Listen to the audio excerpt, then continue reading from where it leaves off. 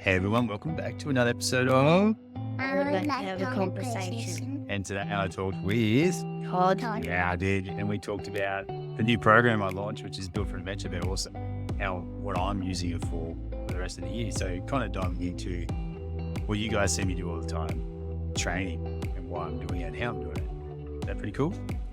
It's almost the end of holidays. How many days are left? 3. Has it been pretty good? Yep. Yeah. You want to say goodbye? Bye. Bye. We're having breakfast. You are. See you. Bye. How's it going? What's going on? Not much. All right. Last week we talked about what your go-to, which I got a few messages about that actually. So I'll send people to the website as well to check it out, and they're going to reach out to you as well, which is cool. But yeah, this week we thought about going over what I'm doing, working towards. Does that sound cool? Yeah, before we jump in, I'm curious what your thoughts are on the assessment I sent you on Ed Reed. The running assessment to do. The what? The running assessment you got me to do. Did you know the video I sent that one of our coaches breaking down Ed Reed's movement?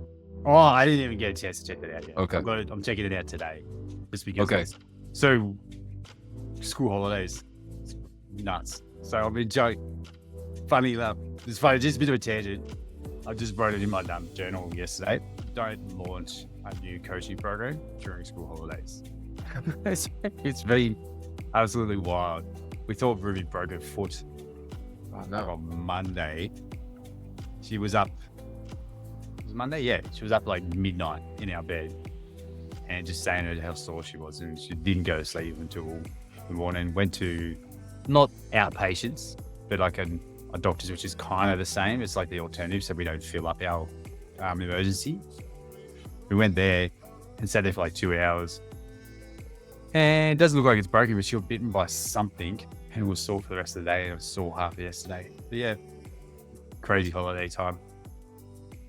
But yeah, I have not checked that out yet. This was just funny. I'll be checking it out today. Lesson learned. No. But But all right, so yeah. you tried launching it during Yeah, school holiday. like but yeah. yeah. Yeah, let's see. We really want to hear. I see all the changes being made as far as the pictures and the logos. So I was really excited because I took this weekend off. I was at a music festival, so I didn't do any social media. And I got to be honest with you, it was fantastic. And then coming back to it, I felt so much dread. It wasn't even funny. I was like, I don't want to do this anymore. But anyways, yeah, let's talk about what you're doing and so you can update everybody. Yeah, that's a good point. What you said. Like, I'm talking about it before on here where I had the busy dad squad and I shut it down because it wasn't exciting me anymore. It wasn't what I wanted to talk about anymore. So big thing with the pivot is more aligned to what excites me and what I'm already doing. So the new program is Built for Adventure. It's literally my code, I guess, and philosophy for how I want to live physically in my life moving forward and how I want to be able to do things all up until I'm like 60. I saw a video of a 70-year-old guy doing a 100-meter sprint and he was fast. He did it in 12 to 13 seconds. I was like, that's cool. Like being able to do that at that age is pretty awesome. It's funny when I get to this age, like I'm turning 40 next year, I'm looking at like people who are like 70 and 80. I'm like, that's awesome. But so yeah, Built for Adventure is just the methodology I use to train to do all the things that I'm doing right now and doing it in a way which is enjoyable, which is I think one of the biggest things when I talk to parents, they think they just have to do all this stuff. Have to do this, have to do that, have to do this. Like where it starts becoming like chore-like. Like, oh, gotta get in the gym, all those things. And for me, a lot of my training literally is for managing my depression over the years. But what I did was always push too hard. Like I went really, really, really intense and just kept burning out and getting injured and then starting again. On the flip side of that, I would always do like a strict diet. Everything was like really intense. And then it kind of worked before kids, but once I had kids, it was really hard to stick to. I'd burn out, put on weight, cycle. It was always bouncing around. And probably the last 3 years, I made a change to the way I was training where I wanted to be strong and, lack of a better word, look good naked. And I wanted to be fit enough to go do a 21K Spartan race within like a 4 week period. Because most parents, like, I don't know what most parents do, but we don't plan too far out. There's so much that changes with what's going on with Theo and Ruby. So usually if there's a Spartan race, I might only sign up 4 weeks before, like, but I want to be ready to go do it within 4 weeks. So always having that capacity. And the other part was like, I was like doing fun workouts. So similar to CrossFit, but not doing this, some of the stupid shit that CrossFit does. Just that style of workout where it's really varied and different all the time. So that's where the Built for Adventure thing kind of came from. And it worked off this idea that 3 days on, 1 day off. I've sort of fell into this pattern of if I did 3 days of training and then had a full rest day, I could do that for a very, very, very long time and never burn out. And then even inside that 3 days, only 1 day is really hard. 1 day is kind of like medium. And then the other one is like super chill. So the three components, now I've got names for them because I didn't have names for them because it was just me. But building the program, I started giving them names. And one's a strength builder, just to get as strong as we can for whatever it is that we want to do. And I use the analogy from Brett Jones, where strength is a glass. The amount of shit you can handle in your life is based on how big a glass you have. And he uses the analogy out of like, if you are as strong as a kitten, your glass is like a shot glass. It's like tiny. So when shit goes wrong in your life, it feels like just things just spill over more easily and you're more prone to overwhelm, anxiety, and just getting cooked. But if you're as strong as you possibly can be, you get your strength to a size of like a bucket. You can fit more of like shit in there without having a spillover effect. And I know that's definitely what works for me.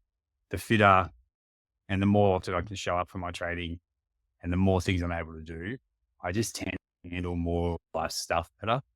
I did it in one of my social posts this week where if I know I'm doing these things, everything else seems to take care of themselves. So that's the strength part. We're wanting to get, well, for me, I want to get as strong as I can to do all the things I want to do. Play soccer, go do Spartan races, play with the kids, crawl around the floor, all those kinds of things, and do a little bit of just the gym bro stuff that I've always liked. So I hit that on the strength builder day. The next day is like engine builder, where it's just building capacity, work capacity. How much work can I do without absolutely cooking myself and just losing my breath to do the things? So during the soccer season, it was like, how many games can I play on the weekend back up for without tearing a hammy? Funny enough, I tore a hammy, but I was still able to play through it. But it's all like easy conditioning. It's sort of like similar to like Dan John's easy strength, but easy conditioning is like the maths, like 180 minus your age, heart rate stuff, or nasal breathing. How much work can I get done in the time period while just nasal breathing? So it's very low intensity, but it's just building a lot of work for my engine to have a shit ton of capacity, really, to be able to do all the things I want to do. For me, most of it's like incline running, incline walking, and maybe mixing in the other conditioning elements I've got here because I'm kind of lucky. I say I'm lucky. I've got a bike, a ski erg, a rower, a treadmill. The only reason I've got them is because we had to close the gym. So I would have them anyway. But most of the time, the moment it's getting warmer, I'm going for runs on our trails just out behind the house anyway. But yeah, putting in the work there just to build capacity. So we've got our strength cup, building our capacity cup. And then the adventure awards, which is like a better word. Originally I just called awards, but adventure awards is trying to combine the two together. Like a little bit of strength with a little bit of conditioning and mixing it together to sort of basically building like mini obstacle races, really, but making it exciting to train for. So some people love strength training and will just do that. Some people love running and will do that. Then that's when CrossFit come in and started putting them both together. And I really like them where I can sort of bounce between the two. So like compromise conditioning. Can I get up and run with good technique, which is funny after you watching my video. Can I run with good technique after doing something like some deadlifts? So do like six deadlifts and go for a run and then come back and do it over and over again. So they're kind of like the three components I plug in. And then the fourth day, which is like 3 days on, 1 day off, is usually just a regen day where I go for active rest, like a bike ride, jump on the trampoline with the kids and do some mobility sessions and stuff like that. I tend to do mobility every day, but yeah, the new Build for Adventure program for dads is based off that philosophy, creating a system where they're touching on everything and not so much where they're probably going to burn out and cause an injury. It's just enough where the dose can just gradually increase over time. We're hitting all the things we need to tackle adventure races, go on hikes, overnight hikes. Like one guy has just come in, Paul, he does like backpedaling where you go on these multi-day bike ride where you camp up in the hills and you got to take your bike up the stairs and all this kind of stuff. So he does that kind of stuff. And that's what he wants help with the training for. Just stuff like that. Like, that's cool. What's kind of exciting that you want to get out for and go do it. And there's another dad who just come in who doesn't really want to do the adventure thing yet, but he read the little guidebooks that I've created so people can get an idea of what it's about. And in there, it says like parenting is like the greatest adventure anyway. So if anything, we're building your capacity to live a better parenting life, like we were. And he was just sold on that. He's like, I just want to come in and be a part of that and just sort of have something to be excited about and show up for. So yeah, that's what it kind of looks like at the moment for the community part of it. And then for me, I haven't really locked an event in yet. There's a few I'm looking at. There's one, the backyard adventures, which is going to be like a bunch of challenges in there. One of them I want to do is run a mile every hour for 24 hours. And around that, just get all this stuff done around the house. So during the day, it's like weeding the garden and doing all this kind of thing. Like this stuff I've just been putting on the list and sort of holding off on. Get all that shit done. And during the night, it'd be like maybe recording a course or just going live and just recording tons of content. Just something that I could just bulk get done in a 24-hour window, play with the kids and stuff throughout the whole time doing it. But like the challenge is basically you're running a marathon in a 24-hour window, but breaking it down. There's a guy, Bo Miles, who's a YouTube, whatever they call them. What do they call YouTube people? Influencers? Vlogger. That's the Vlogger. one. Yeah, he did it in his town, just not far from here. And it's like the video's got tons of views on YouTube. And he's written a book, he's traveling around the world talking about his backyard adventures. And that one of his is my favorite one. Like it just sounds pretty cool. I've done a shorter version of it and it was actually really cool. Like the body was pretty cooked because of like the stop start aspect of it. It was kind of fun to knock it over. It was like a 12-hour one I did. So now I want to do 24-hour. And then we finally got Hyrox in Australia.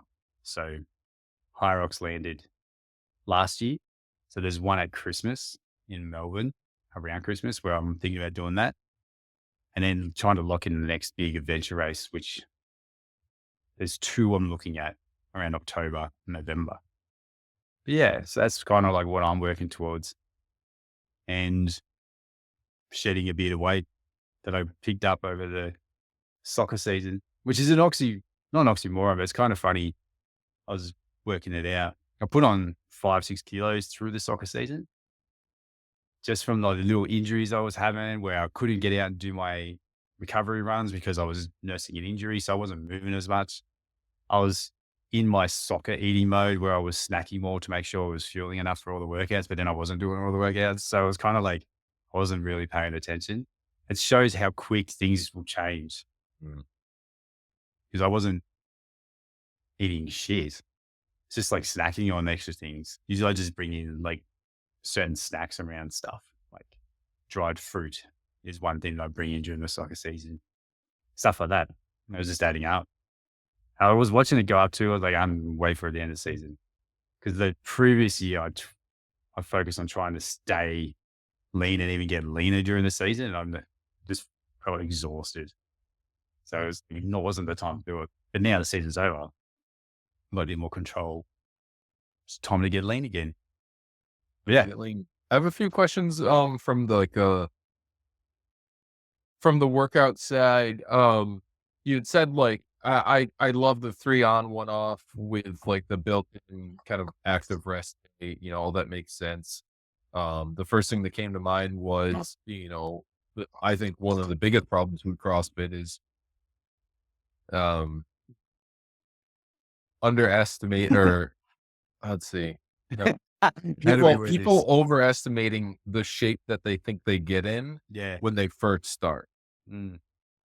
Because, have you ever seen that graph where, it shows like these strength gains and all of these, all these different gains. The problem with it is you haven't built that, what I typically see, and I've worked in this realm is that they don't slowly build these capacities. And with your approach, even though CrossFit does recommend the 3 on 1 off, I believe, Kinda, not all yeah. gyms do that, No. nor do the people abide by that. But what I love about it is when done correctly over time, because of the built-in rest, this is something that could potentially, go on for a very long time because you're slowly building the capacity. And that was kind of like what I wanted to highlight. But what I'm curious about is within the strength and within, the capacity building workouts or the engine building workouts, what are you using as a gauge to make sure that you are still on track to like continue this forever and not get to that point where you've gotten in the past I don't say burn out, but get injured? Yeah. Which is good. It'll get kind of technical for anyone who's listening, but this is how I kind of do it, which I've learned from years of being a PT, I guess. But kind of like in the strength training, auto regulation to a degree with like reps in reserve and things like that. So there's a book if anyone wants to get it, APRE, which is done by Brian Mann. And when he sets his rep ranges, he has like a guide. So let's say I think it's APRE three rep max. Or let's say APRE 10. Let's say APRE 10, which is 10 rep max. Generally, the first set's 50% of the working weight you want to do. Second set is 75%. The third set is your first working set. When you do it, you go as far as you can to technical failure. And I do it until like 2 reps in reserve. If I go under 2 reps, I'm cooked. And depending on the reps you get, the fourth set is adjusted up or down based on what you got. That's a really loose way of talking about it, but that is what I use to make sure I stay fresh in the lifts. Like I'm a little bit cooked from a workout I did with my mate Greg on Saturday morning. And it's now Wednesday. And I'm still a little bit sore from it because I've been doing like symmetrical work, like doing lots of isometrics and stuff since the soccer season finished to sort of rehab a little bit. And that was my first big lift for a while. And we did box squats and a couple of things like that. And yeah, I'm still feeling it a bit today. Not too bad, but so I've got strength again today. So when I do come into another session and I'm feeling a little bit, I'll go to the easiest version of that thing just so I can show up. So Dan John's easy strength will probably be the dose today, where it's all like 60, 70% of the max. And I stick to the rep ranges and then just that's it. It's kind of like a tonic just to keep things going. But if it feels good while I'm doing it and I'm getting into it, then I'll go more. So I'll go very much by feel, which is I think it just takes time to learn, which is the most annoying thing people will hear, but you learn from your mistakes, and it's just It's not one of those annoying. It's, things. Yeah. I was having a conversation, I don't wanna say similar, but, like, this weekend, the 2 other couples were chiropractors, and my friend was like, "Oh, who would you recommend that I can learn from to help teach exercise to my clients?" And it's so interesting because some of my mentors, like, don't give this they just wouldn't give a straight answer. Mm. And, I'm like, in my head, I'm like, "Just tell me somebody so I can go look." But I realized I was giving my friend, a really similar answer, because when you understand and know that, like, a lot of this is philosophy based, you Yeah. have to go try it, you have to go learn from other people and incorporate it. And so when I got done telling him, I was like, "Listen, I think that forward movement is the one thing that we need to code out." I was like, "All this strength and all this other stuff comes second to making sure that people can walk with straight feet and, all the GOAT stuff." Yeah, yeah. And he was like, "No, but just tell me." And I was like, I went and learned from whoever I could. I went and learned from David Weck. I picked up all the books and strength and conditioning, and I was like, and this is what I've settled on. I take principles from strength conditioning, but I still believe that everybody should be able to move forward through space. So I don't think it's boring. I don't think it's, people may want that, but the whole idea behind all this is you fall in love with training because you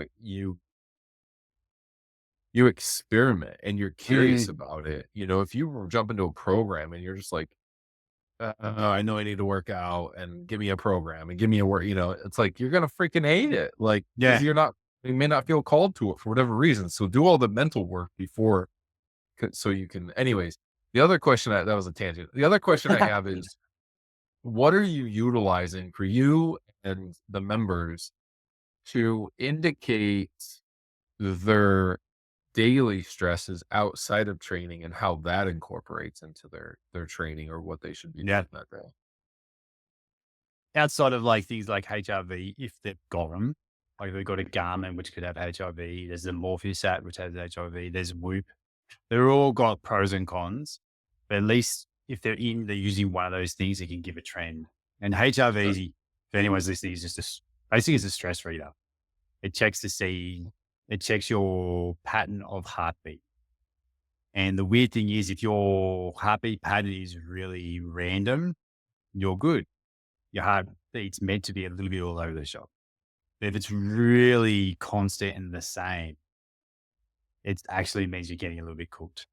But either way, the apps tell you that shit. You don't need to know any of that. It literally just gives you a HRV score and you can sort of guide what you need to do.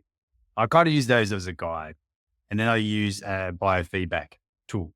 So it's kind of like, I got actually learned this from Doggy, trainers here locally. He taught me this when I was working for him and he learned for someone else. I can't remember who it is. So I can't remember who to reference, but I'll ask him later and I'll put it in the show notes. It's kind of like an assessment where you score yourself out of 0 to 3 for sleep, hunger, mood, energy cravings.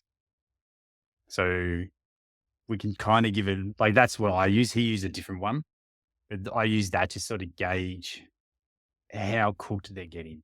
Like the sleep is like I score for my guys now. We score it out of 10 because it gives it like a more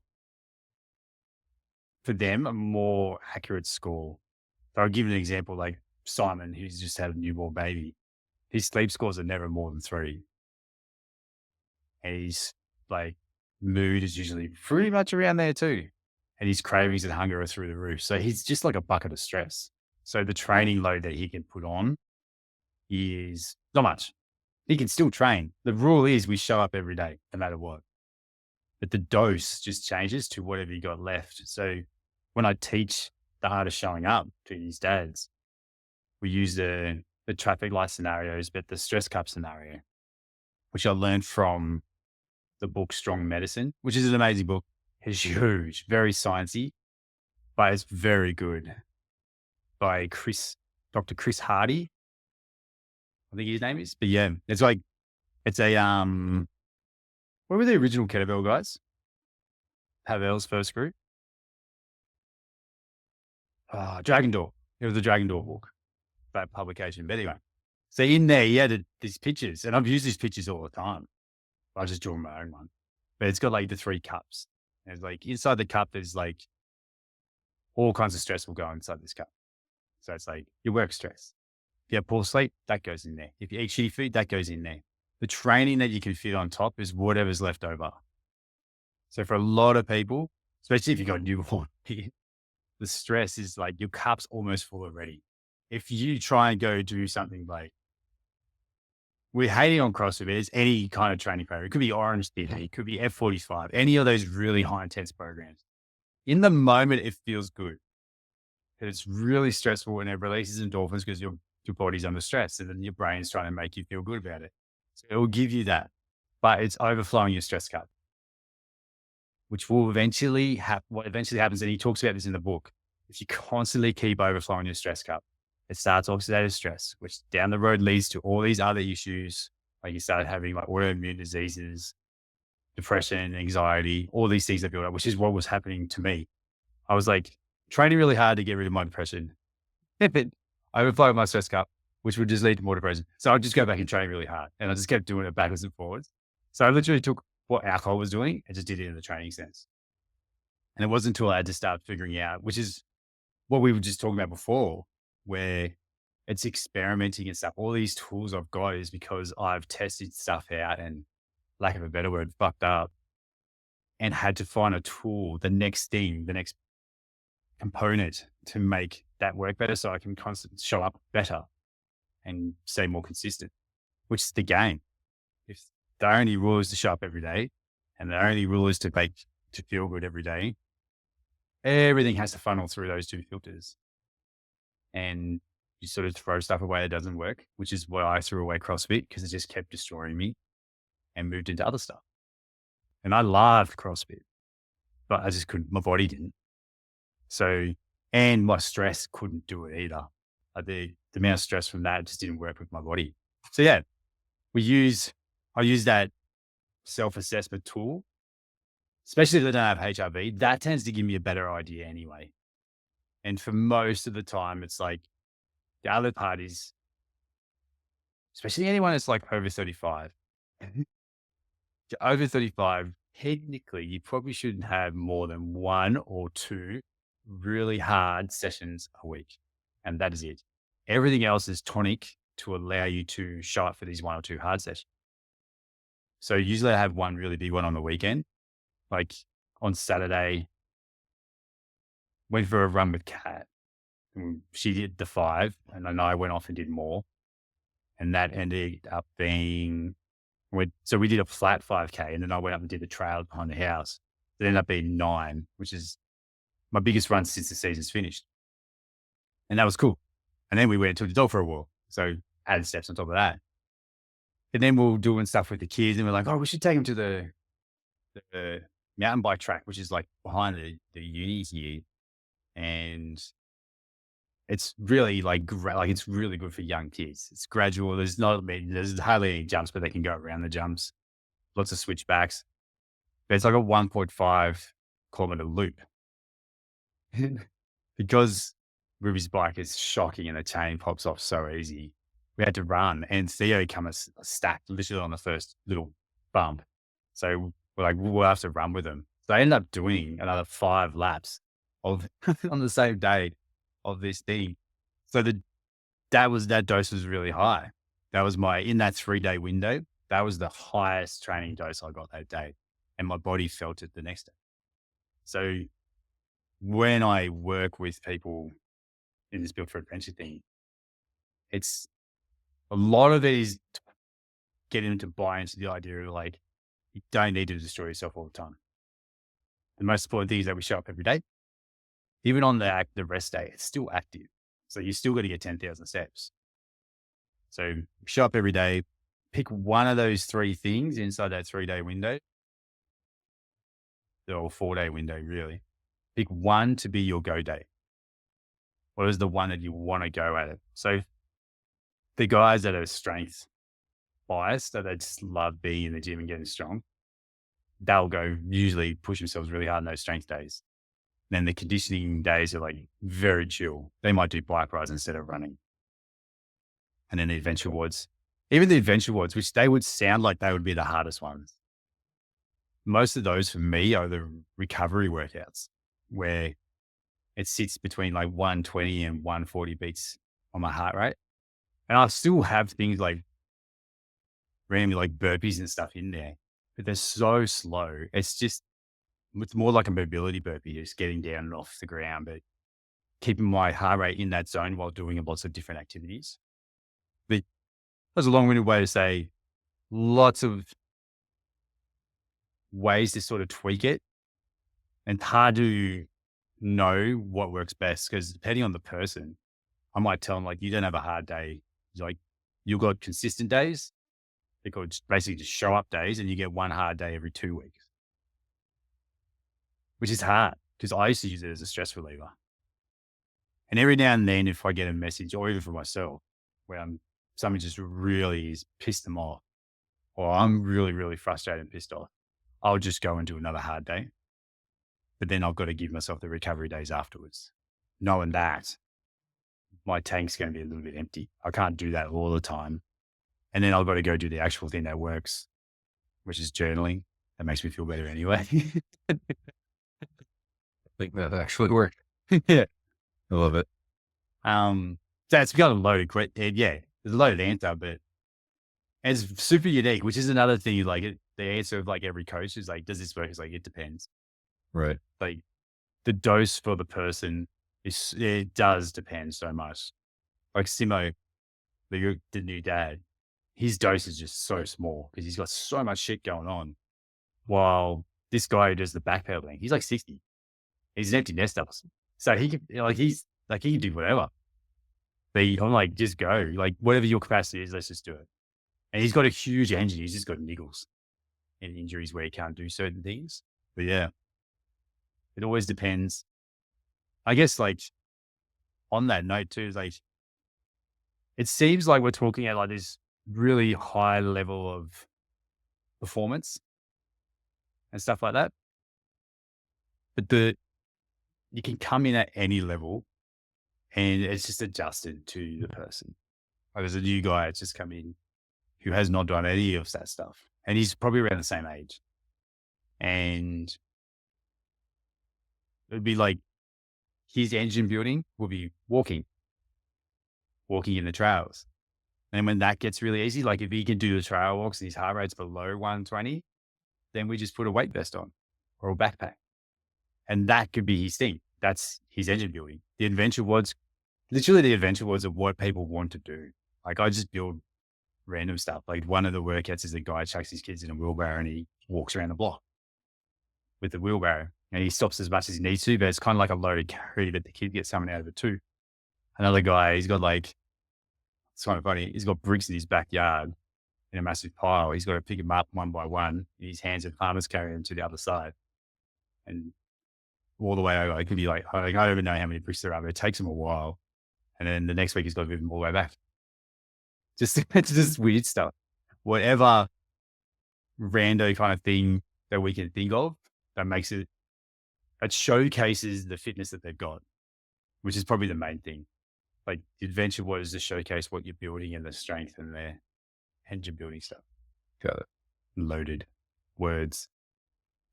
Oh no, I think that's a good distinction. Like, I think so many people, concerned about working out or, whatever fills their mind because they don't maybe have the experience with it. So that was a good clarification that a lot of this, what it sounds like is obviously very doable and you meet the needs of the person because you're extracting whatever information you need to understand their situation better and where they're at. So, which is what any good coach should do. But, I just want to establish that.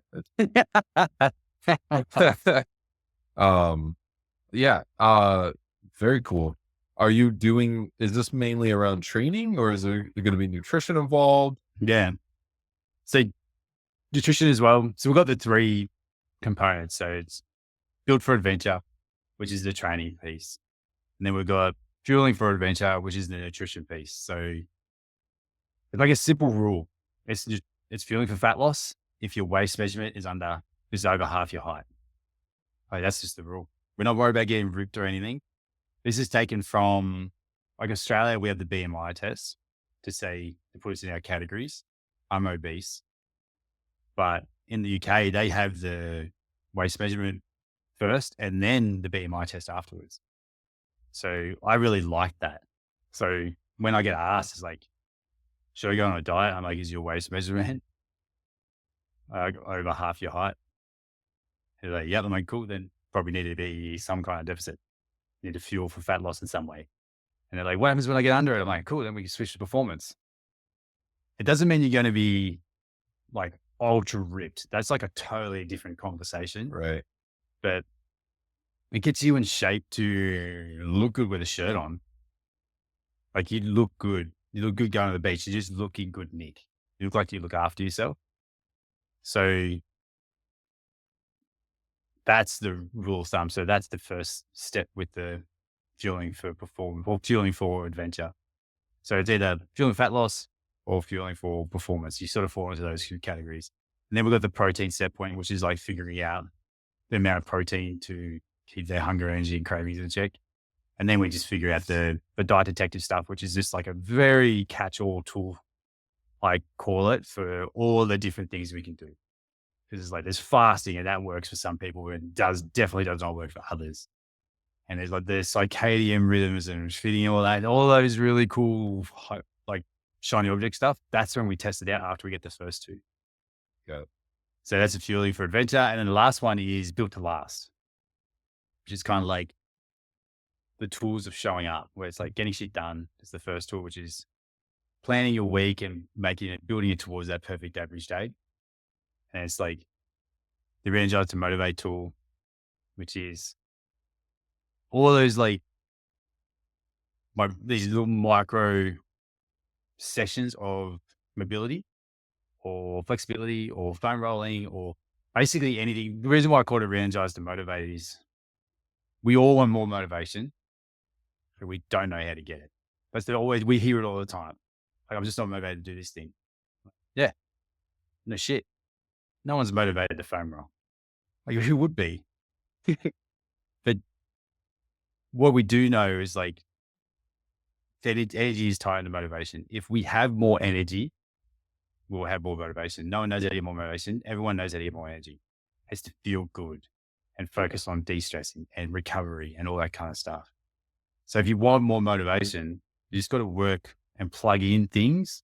And it's kind of like greasing the groove, that concept where you're touching on it often. It doesn't have to be this huge thing, but touching on it often enough will allow you, it's like kind of plugging your phone into charge to keep it going to the end of the day. Like that's the kind of analogy we use, because if we've only got so much time to work towards this health and fitness shit as busy parents, I know, and you know as well, like I know, we all know the recovery re-energize stuff is probably going to be the best thing that will allow our other stuff to happen. But it's a really hard sell because they just don't want to do it because they're like, I don't have time to fluff around with this stuff. So it's like, cool, Right. we'll give you what you want, but you got to give us what we need as well. So it's kind of like plug in these 5-minute, 10-minute things to sort of keep you going. And then after a while, they start buying into it and seeing how good they feel doing it. And it kind of works. And then the third piece of that built to last is the art of showing up, which we use that traffic light analogy. So the program's there, nutritionally and everything. So like red light, yellow light, green light. If you're absolutely cooked, just do the red light stuff. And if you're not too bad, which is where everybody lives, like it's school holidays now. So nearly all parents in this area would be floating between red and yellow. When we thought we broke a foot, that was a red day. So I tend to just do red, yellow workouts during the school holidays, except for obviously that time when we did the extra running where I did not expect that to happen when we were taking the kids. We did not plan for that. So yeah, red, yellow, and then green. Again, this is a tool I learned because of Dan John. I had to learn how flexibility stuff. And green is like that, we'll call it for parents, like the mythical zone where it's like everything's perfect. You probably don't have the kids around you. Or like you're in one of those like resorts in Fiji where you can just hand your kids off to them and go do whatever you want. There's food cooked for you. You've got no work stress. You got no money stress. Like nothing. There's nothing going on in your life that's going to derail you. Like for most parents, it could be a 1 to 2 week period of the year, and you do green light stuff. So we kind of scale things through that. Reds are really like super easy to do even on your worst day. Yellows is like everyday life. Green is like the elite day, like double sessions. Go for 3-4 hour hikes because you got capacity. Although they're kind of the green days. What we do is we show up enough for those, and eventually the green becomes the yellow because you're showing up enough. Your yellow is now so easy to show up for. It's now a red light, and then your capacity gets bigger and bigger and bigger the more you sort of constantly keep showing up. So that's the kind of the three tools: the build for adventure tool, fueling for adventure, and build to last. And that's what we kind of teach. The hardest to teach is the build to last stuff. Everyone loves the build for adventure shit, the workouts and everything. The nutrition is the next domino. Once they get the nutrition right, they realize they don't have to train as much. They're just training because they want to. They're not using training as a fat loss tool, which is what I try and teach. Training is just training. Nutrition is fat loss or performance. And then the build to last stuff is, like we said, probably the most important. As the one that at least want to put effort towards. But when the people that do, they usually crush it. It goes from being like effort to get the other two things done to like just flow. Like it's just much easier. I have to say, since you introduced that to me and I've introduced that, it has been for those that that want to understand it, or maybe they accept it. Yeah, yeah. Because there's too many people that believe that they live in the red every day. But it's been extremely helpful for people to identify like where they're at. Because some days there is going to be a shitstorm, right? And I have Yeah. one client in particular. I actually have a call with him at 3 after this. He is a business owner. He's a dad of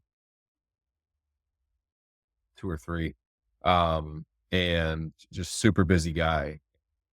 I love our phone calls because he can get on there and be like, "Hey, I'm in the red.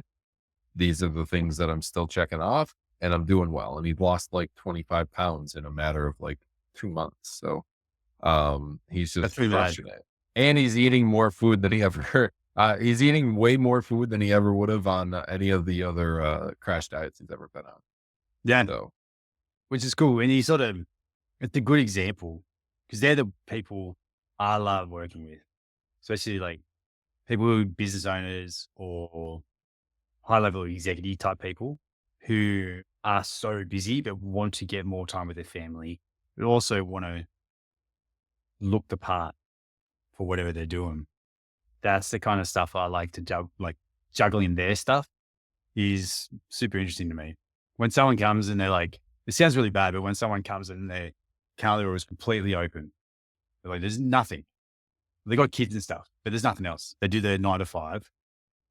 They got kids, but there's nothing else going on. They're like the ones I'm like, just do the work, which is a head thing. Like there's a head thing that's stopping them from doing it. And that's where the conversation goes. Like you obviously just don't like this shit. Let's find something you want to do, which is a big component of, the build for adventure thing is finding your style of physical fitness that you'll be happily to show up for. Like I do running and obstacle racing and strength building or power building in the gym and then the obstacle WODs. But those categories can be flicked and changed around to whatever they need to be. The strength can be turned into something really small just to facilitate a marathon runner. And the adventure WODs is just trying to get that marathon runner to do some random stuff just so they don't constantly pound the pavement all the time. But there's like those buckets are just to create enough variety to show up when you're working on this stuff yourself. Because that's probably one of the hardest things I see is like the whole analogy of like, just not motivated to train myself at home or wherever. Like, yeah, I get it. Because you think you have to do all this shit that is kind of boring in your head. Let's just make it fun. Let's figure out different ways of doing things. And then it starts making it like once they get that idea, like, oh, you can pretty much do anything for fitness that you enjoy. And we just plug in certain things and make sure you stay anti-fragile enough to keep doing it. The nutrition part is the fat loss part. That's the hardest conversation I think to have. It's like, fuck, it's not training. This has bare minimum effect on what you're doing on the scale. Like it puts on, like it's going to get you fitter, put on muscle. It's not going to help you lose weight. Not that much. It's so minuscule. And the amount of effort, and I get it because I did it, the amount of effort people put in the training to lose weight, like they'll train harder and harder and harder and harder just so they could keep eating the same stuff. And I used to do it all the time. And it used to lead to me being injured or burnt out so often. And then when I just do the fueling for fat loss rules, it was so much easier. And then my training was fun again. I could do whatever I wanted. It didn't matter. I didn't have to go do a 2-hour run just so I can eat eggs and bacon or whatever it was. Right.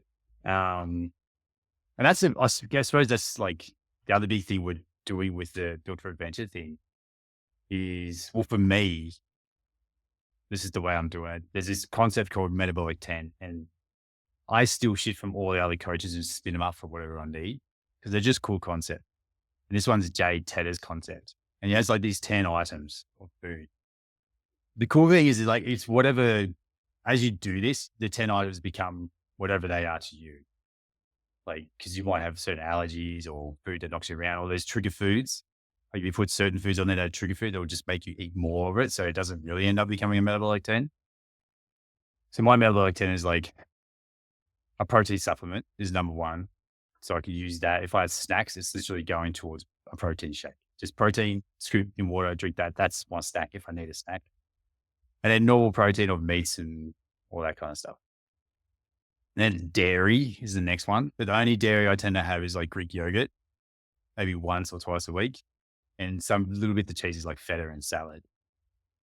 And then fruit and veg. That's pretty straightforward. And then I'm going to miss my 10 because I don't have it in front of me. But then there's like complex carbs, which is my ones are rice and potato. The rice, potato, sweet potato, they're the three. And then after that, fermented veggies is my next one, which is I'd set it as a different category because it just it's so good for me and my gut.